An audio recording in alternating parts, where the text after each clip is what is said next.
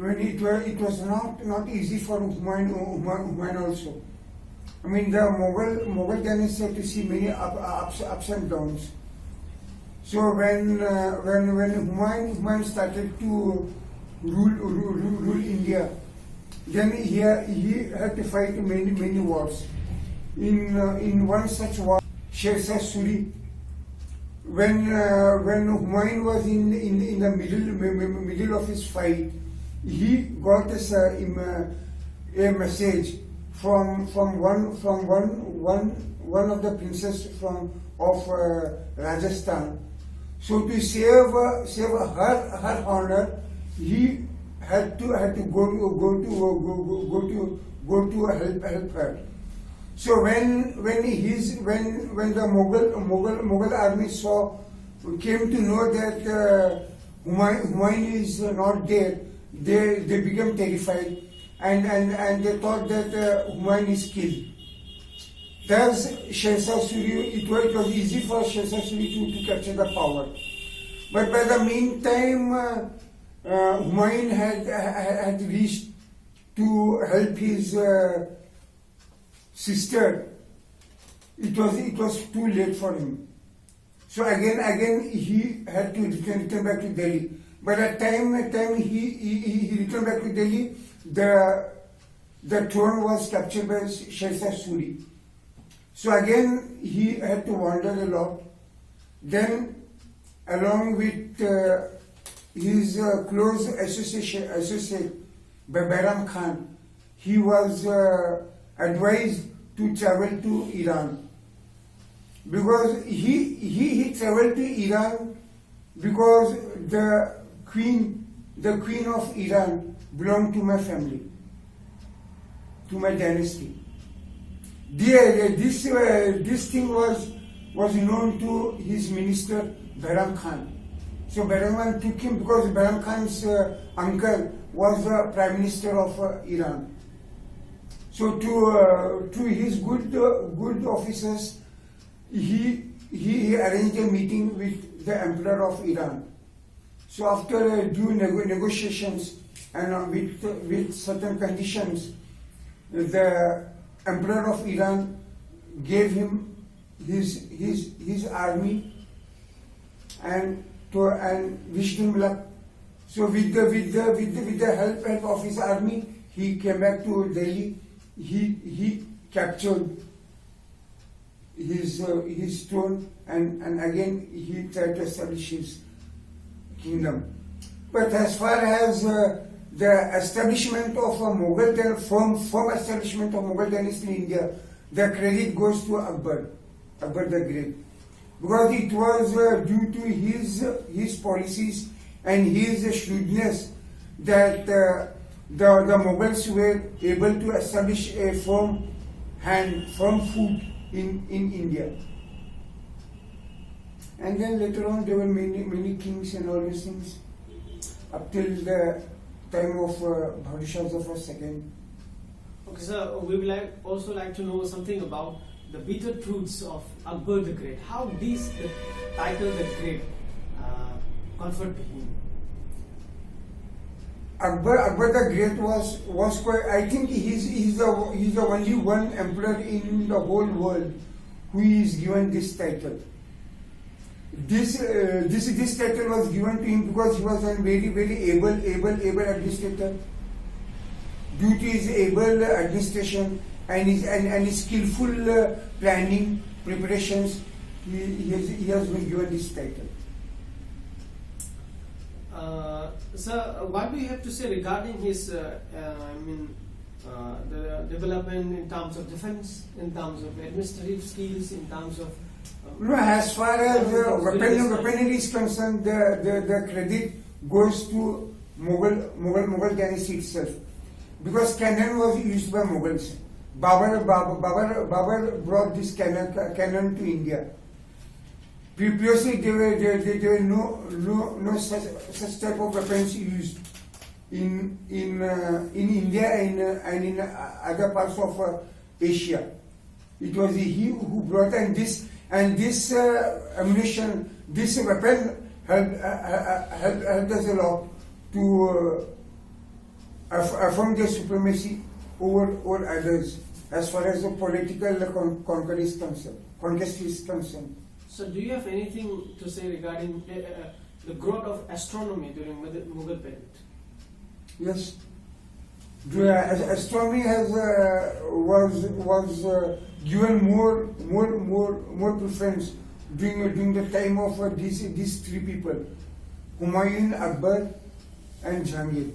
But the credit goes more towards Akbar the Great, because he had a set of advisors who were very, experts in use of astronomy, and that helped a lot. Sir, Akbar is known to be the king who introduced the concept of multiculturalism in India. Yes. To their extent of land and breadth, in all the way possible. Yes. He even introduced Deen Ilahi, a combination of Islam, Hinduism, Zoroastrianism, Christianity. My question is, what do you have to say regarding his idea regarding multiculturalism? From your own perspective, what do you have to say? See, as far as multicultural things are concerned, it is a good thing. I do support him, and this itself is a bond between the rulers and the citizens to be ruled. So it's a good thing. But as far as his religion is concerned, a bit I'm not in favor of my great grandfather as far as the religion, his new religion is concerned. Regarding Deen Ilahi. Deen Ilahi. As an Indian part, I don't recommend it. So I also like to ask one more question regarding this. Was Parda system prevalent over that period? Yes, Parda was there. Because the Parda is an Indian, it is within the culture, within the traditions of India. So it doesn't have any link between the Mughals as the religion is Islam, and with his citizens who belong to different religions. There's no link between Islam and Hinduism as far as Parda is concerned. Parda is a tradition, custom of India. So that doesn't matter. So Akbar followed a tactic called diplomacy and religious alliance, and matrimonial alliance. Yes. So do you have any insight over that? This is a very good question. But at the same time, it's a very tricky question. I will try to. I don't think that it is even an controversial thing which you're asking, because the truth is always bitter. So I don't know whether I should answer this question or no. Okay, you sir. tell me. If you please, then we like to hear out the answer from you. You come in, we like to come in.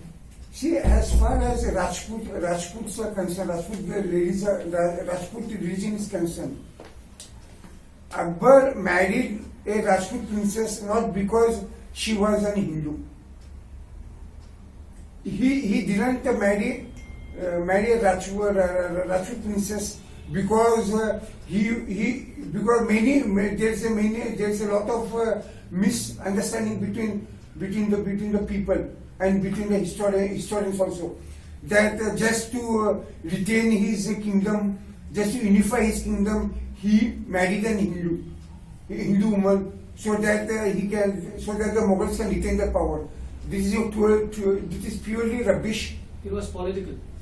It was neither political, nor economical, nor social. It is completely rubbish thing.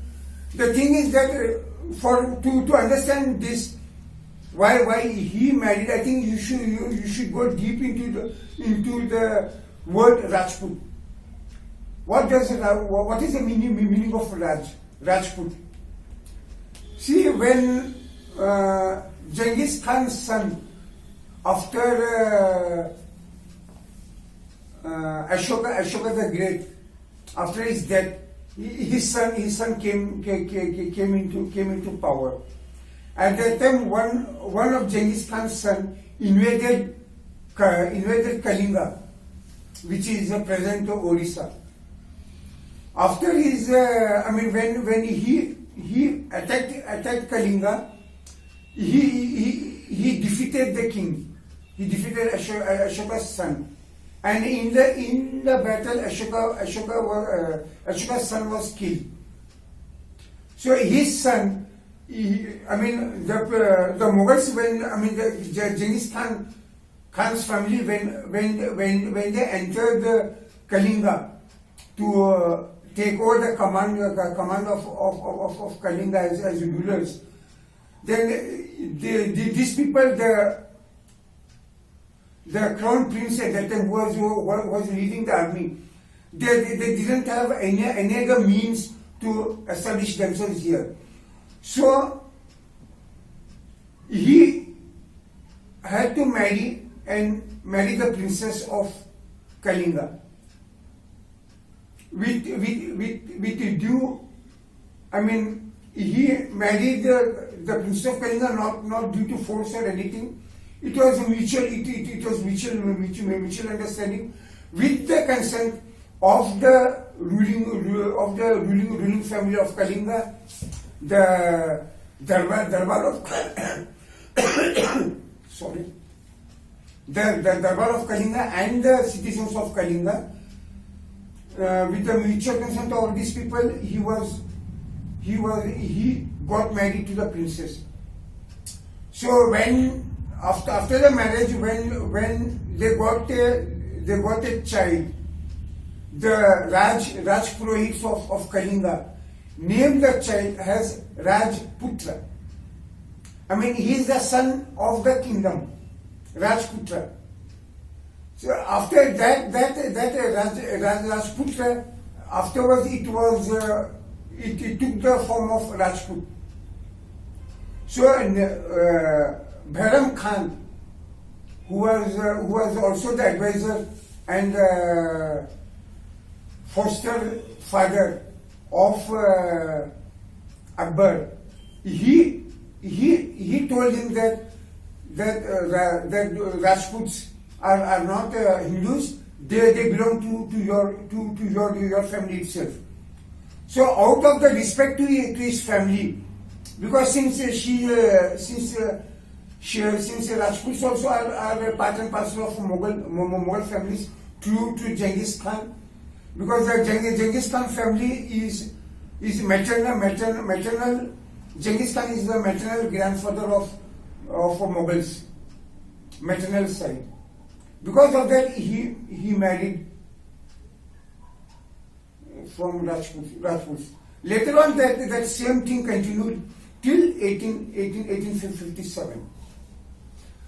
So we'll also like to know something about more about Akbar. Akbar once said, "Ganga's water is immortal. The said immortal water make him mortal." He died out of the consumption of Ganga's water. No, I don't think that this particular question it may annoy. So I don't think that it's proper for me to have some aspirations against the fate of other people, because in India, Ganga Jal is considered as an holy water for the Hindus. Yes, sir. So I don't comment on those things. It's the willing of the Almighty, and it can be taken as a coincidence. So, okay, sir. We'll leave that question to that extent. We'd also like to know something about the medical science development during that time. He was more devoted towards Sufism, Sufism played a very important role during Akbar's lineage.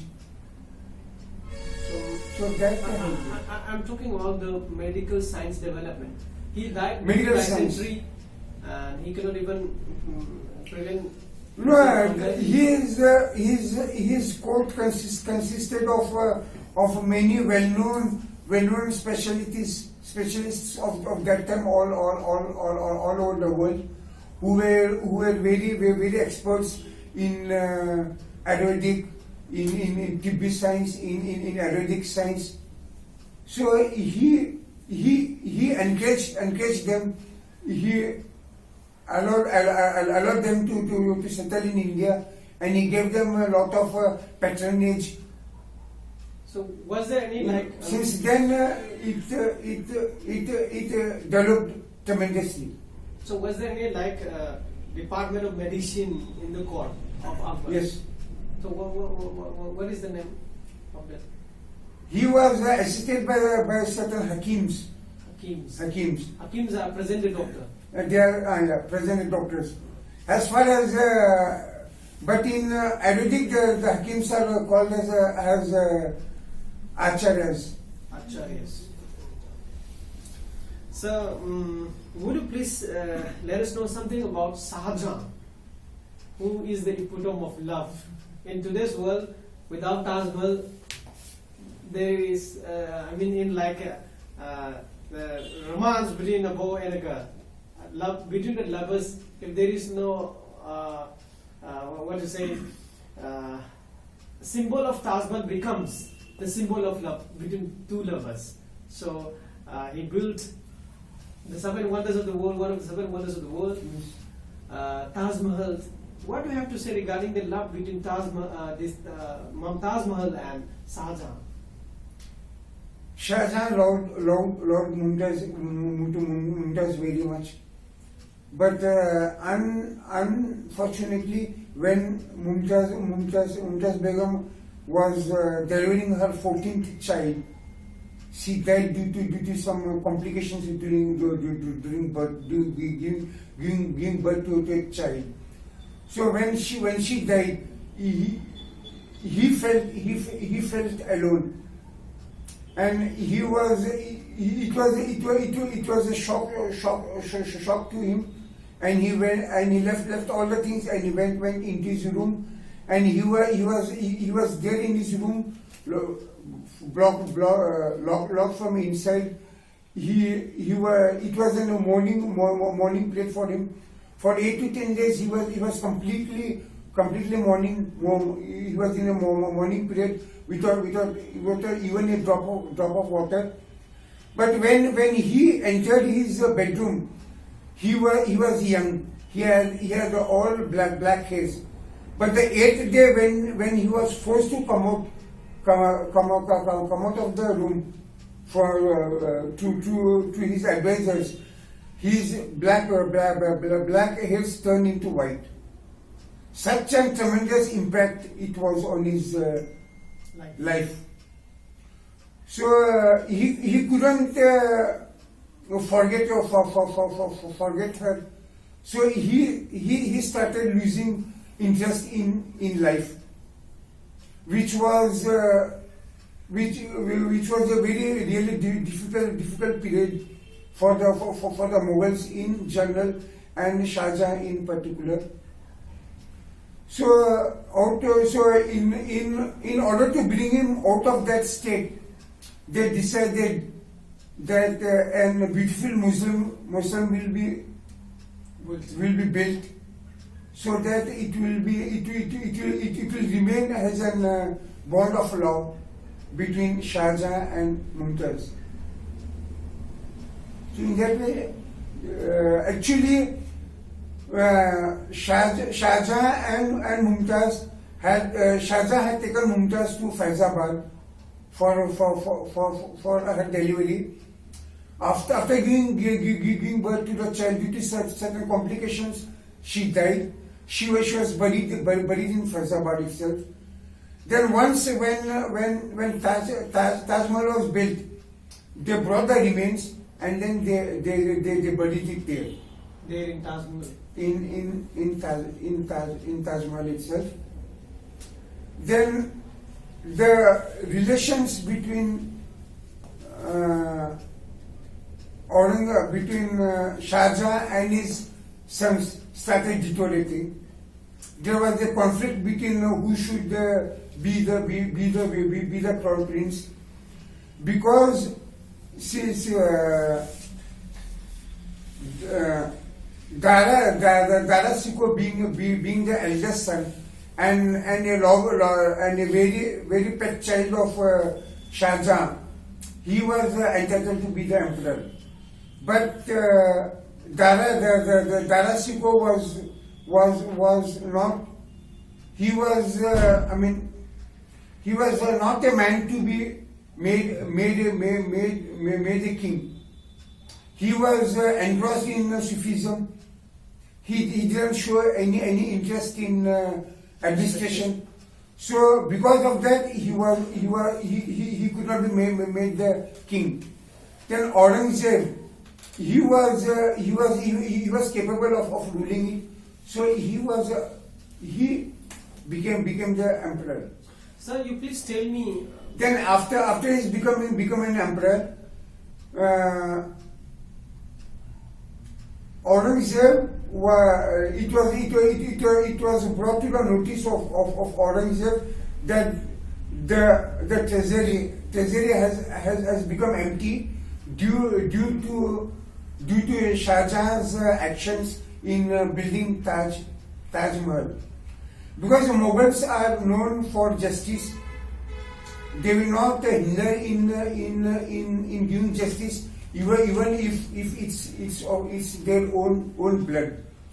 So in the interest of justice, a darbar was held, and since Shah Jahan was the emperor, according to protocol, he could not be sentenced. So the only way left for the present emperor was to because since the accused was the father of the present emperor also, so and the rule also tells that he should not be punished. So he was. But even under the house arrest, he devoted his whole life into praying and then watching his beloved's tomb. Then suddenly one night he died. When he died, his son, the present emperor, was out of city. So his father Shah Jahan was looked after by his daughter Shah Jahan Ara, Jahan Ara. So when Shah Jahan Ara was the only one girl, only one person beside his deathbed. So when he died, she was so much she was so much afraid of her brother that she did not have the strength to wait for his brother's arrival. So what she called one of her attendant, and only that attendant took the body of Shah Jahan and buried it beside his wife. This is the greatest tragedy for him. Okay. So, as an emperor or as an administrator, what do you have to say regarding Shah Jahan? As an administrator, He was a very good administrator. does he have the same outlook? I mean, kind of multiculturalistic Yes. view Yes. towards others. Yes. Okay. So we will also like to know something about Aurangzeb's India. Pardon? Aurangzeb's India. Aurangzeb India was very good. I hope the present India also becomes an Aurangzeb India, which is full of prosperity, peace, See, Aurangzeb is the most misunderstood person nowadays. The history has been cooked up in a very bad taste as far as Aurangzeb is concerned. Yes. Okay. So we are told, or we are known by certain kind of signals, so to say, that Aurangzeb was staunchly a Islamic follower, and he doesn't have. Of course, Aurangzeb was a staunch and orthodox believer of Islam, and he followed the tenets, the Shariat and the Hadith of Islam to the right extent, and he followed it in principles, whether it is in his personal life or in his capacity as an emperor, and he did it according to the tenets of Islam. In Islam, there is tolerance. So he was very tolerant. He didn't forcibly convert any Hindus, because see, there is a common sense also. You can use your own common sense. When a person who and minority group is ruling over a majority group with full force in their hand, it was very easy for the Mughals to make Indian and Islamic country, but they did not do it. Okay. Because Islam tells Muslim not to forcibly convert anyone. So they didn't convert. If he was an staunch Orthodox as the historians and the present generation call him, then I think that you will not find even a single Hindu here. They would have been turned into Muslims. This itself is the proof for all these people who are shouting and abusing him. So recently, Aurangzeb's name, Rot, has been changed to APJ Abdul Kalam Rot. What do you feel regarding this in Delhi? It's the stupidity of the government and the people concerned who did it. What else can I say? But actually, as a leader, Aurangzeb was one of the greatest leader of Mughal dynasty. Yes. And as per his outlook, I mean, towards the other non-Islamic communities, what we have to say? He was not liberal, but he was to the principle of Islam. See, when a Muslim, when a follower of Islam becomes a true Muslim, he is forced to do each and every act of him according to his religion. Okay. So Islam is a peace-loving religion. Islam tells not to force anyone. Islam tells to give respect to each and every religion. So there, see, Aurangzeb was of course a devout Muslim, but as a devout Muslim, he has followed it in principles. Okay. Sir, you please brief us regarding the expansion. I mean, when I talk about expansion, I find that Mughal territory extended towards south but could not reach a certain part of the Kerala, then Andhra Pradesh, and they cannot even conquer the south. No, because much part of Aurangzeb's life was used up to retain the Mughal Empire. Because of that, because to bring down the revolution, he was forced to move towards south, and he spent more than 12 to 15 years in Deccan, the Deccan plateau. But this is the main reason for the decline of a Mughal Empire, because when he was staying in Deccan, naturally the capital shifted to Deccan from Delhi.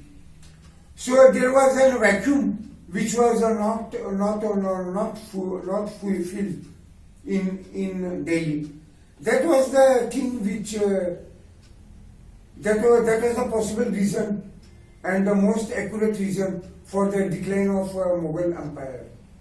So all these people were, when due to the absence of the emperor in the capital, that made many of his subedars and many of his juniors to try to go against him and then proclaims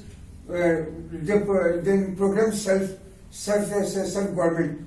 When each and everyone started to proclaim their supremacy over that part of territory which was given by the Mughals to them, this and the lack of the emperor in the capital made these people to gradually become strong, and they started proclaiming themselves as an independent rulers of that particular place.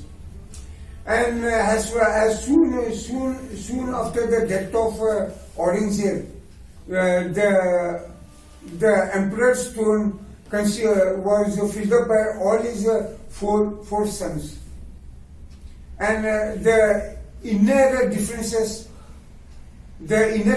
of these of the Mughal dynasty, Mughal ruling imperial family made some officers of the administration to be in good books of some people, and they took advantage of that, by which the Mughals were unable to retain their supremacy. That led to the weakness of Mughal So Empire. we would like to know something about your power, the valor, as far as your extension towards eastern side of India is concerned. You reach up to the Arakan side of the Burma, but you could not say certain part of the China or to that extent or Laos, Vietnam, Cambodia.